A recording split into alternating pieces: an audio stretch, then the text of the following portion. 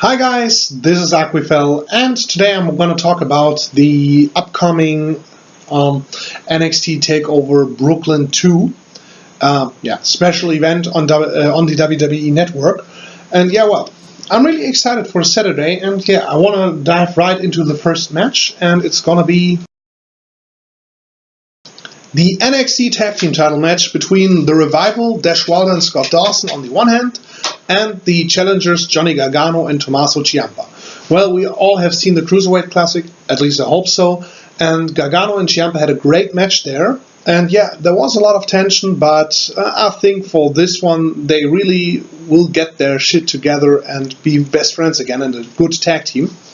The match itself, well, obviously with the Revival being a very good tag team and Gargano and Ciampa being awesome, it's going to be a blast, I think. And I don't know if the title's going to change hands here, but, well, I would guess maybe yes. But we'll see that come Saturday evening. So, I'm excited about this one, and the next match, I'm not so excited about that one, because it's No Way Jose versus Austin Aries. Well, Aries is a great guy, I really love him, but No Way Jose, well, duh. That's not a real opponent for Austin Aries, and it's pretty clear that Aries will go over here, unless there's some booking bullshit going on. And I think this just serves as a build-up match for Aries, coming back from a loss. So, in the end, this is not going to be a great one. It will be a short, sweet victory for Aries, and best case scenario, it doesn't hurt anyone, but I don't really need that match. Andrade Almas versus Bobby Roode is a little different story. This one it's not as clear as with the other match that one guy will go over. I mean, Bobby Roode, very talented guy, loved him in TNA. He carried a lot of this promotion for quite some time, and it's good to finally see him in WWE. Andrade Almas, well, he's a newcomer and not as big a star yet as Roode is, but he also desperately needs a victory against an opponent of Roode's caliber.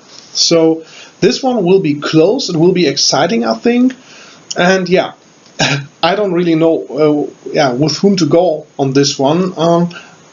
I tend to say Bobby Roode, but as I said, both need the win, so will be really exciting to see which guy will go over, and I think the match will deliver. The NXT Women's Title Match between Asuka and Bayley, well, now shit gets serious, because Asuka and Bayley, they already fought each other. It was a good match, which Asuka won. And Bayley, in the meantime, she already appeared on the main roster in a pay-per-view, or in a pay-per-view match. Well, now she's back to NXT, but I think sooner or later she needs to debut on the main roster. So, I don't know, maybe this is some kind of goodbye Bayley or goodbye NXT match for Bayley, and she'll advance to the main roster in similar fashion as Finn Balor did or Sami Zayn, with losing their final match on NXT to another opponent to so to speak, hand over the torch or pass the torch. And Asuka, well, she's quite the gal to do that because she is great. And this match, I think Bayley will be the underdog, of course, with Asuka being stiff as fuck, but we don't really know that yet. I hope that they derive from, or they go away from the story that Asuka dominates Bayley, Bayley gets in her hope spots and in the end loses or wins. I hope they do the story more like Bayley tries to really bring the fight to Asuka and be a different kind of Bayley than we have seen before, at least against Asuka. Anyway, potential match of the year candidate, really looking forward to it.